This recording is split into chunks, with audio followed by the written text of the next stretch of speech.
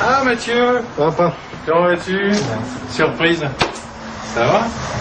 C'est bien d'être venu. Vas-y, un café? Ouais, bah vas-y. Ouais. Ce que tu veux, t'embête pas. Ouais, je vais faire un petit café, ouais. Ah, c'est bien, c'est super, c'est vraiment bien. Je m'attendais pas à ta visite. Qu'est-ce que tu racontes? Bah rien. C'est calme à Condé?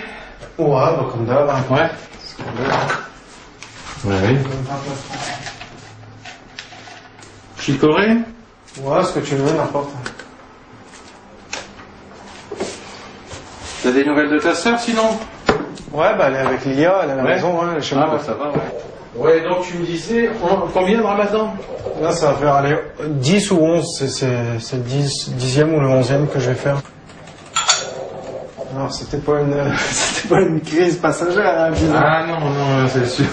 C'est sûr. Ouais. C'est sûr. Voilà. Il m'a pas fallu finalement très longtemps pour découvrir que ça n'était pas qu'une crise passagère, que c'était vraiment... c'était ça, quoi. Il avait ça en lui, quoi. Voilà. J'avais quelques doutes parce que il était déjà très souvent avec ses petits copains donc de la cité Saint-Pierre à Condé, donc avec tous ces petits copains donc marocains, enfin d'origine marocaine, algérienne, tunisienne et autres. C'est vrai que j'ai toujours eu des copains d'origine maghrébine, quoi, mais paradoxalement, c'est pas eux qui ont fait que je suis devenu musulman, quoi. Franchement. Oui, donc ensuite j'ai effectivement appris de façon officielle qu'il fréquentait la mosquée, ça je l'ai appris, donc bon là je me suis dit ok là c'est bon, là, ça y est. Mais bon c'est sûr qu'au début ça secoue, quoi, ça interpelle, c'est le moins qu'on puisse dire. Mais après il faut rapidement essayer de comprendre, parce que si on n'essaie pas de comprendre, on va camper chacun sur ses positions et on va... Moi, je risquais de les perdre tous les deux, hein, puisque... Ouais, parce que ma petite sœur... Après, sa sœur a suivi forcément le même chemin. Mais donc, si on n'essaie pas de comprendre, on perd ses enfants. Donc, c'était pas le but non plus. Donc, Mathieu m'a carrément même prêté des bouquins, notamment sur la réflexion de certains personnages connus français sur l'islam. Et puis, à partir de là, j'ai effectivement commencé, on va dire... Mon travail de compréhension et d'acceptation. Et puis après, bien finalement, ça s'est très bien passé, jusque, bon, à part quelques petits épisodes où dans son discours, j'avais peur qu'il ait moins de tolérance vis-à-vis des autres, en fait. Et ça, je le reconnais, ça, voilà. C'est vrai que je le reconnais, parce que... C'est ce prosélytisme qui allait parfois un peu trop loin. Mais qui tombe en même temps en pleine crise d'adolescence. Voilà, tu vois ce que je veux dire? Voilà, et là, voilà, dès que je disais une connerie, parce que j'en ai dit des conneries, dès que je disais une connerie, c'était plus Mathieu l'adolescent. C'était Mathieu le musulman, tu vois. Bon, après, sur le principe même de la religion, que moi, j'ai absolument, on va dire, c'est une mauvaise expression, mais j'ai rien contre, on va dire, quoi.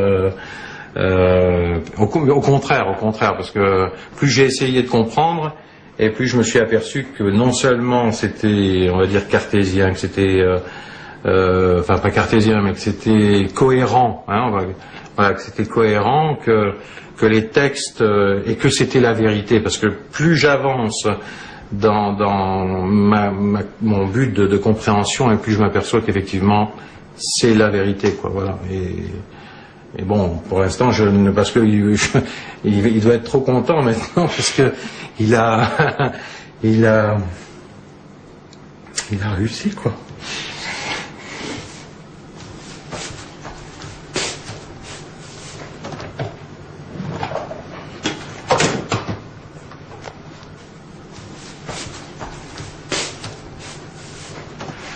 C'est à la lecture des textes, ça reflète certainement ce que j'aurais dû chercher peut-être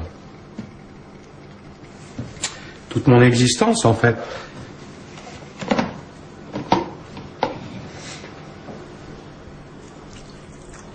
Surtout que je connais son travail dans le milieu dans lequel il évolue, dans un milieu parfois difficile où il y a des jeunes qui sont désœuvrés, qui qui sont en quête de vérité, de recherche spirituelle, et il a désamorcé parfois des situations plus que ubuesques, plus que difficiles, grâce à la religion, et ça c'est formidable, quoi, voilà.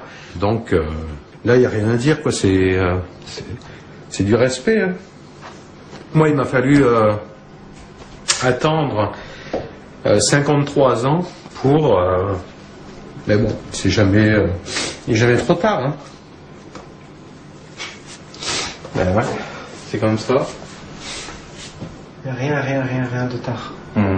Tu veux dire, il est en train de... Non. De me dire, vas-y, lance-toi, mais attention. Non, mais... Mais non, franchement, les derniers jours de ta vie, il est pas tard, tu vois ce que je veux dire. Tu aurais 100 ans et tu te dis, voilà, c'est maintenant, c'est maintenant, tu vois. Il n'est jamais tard.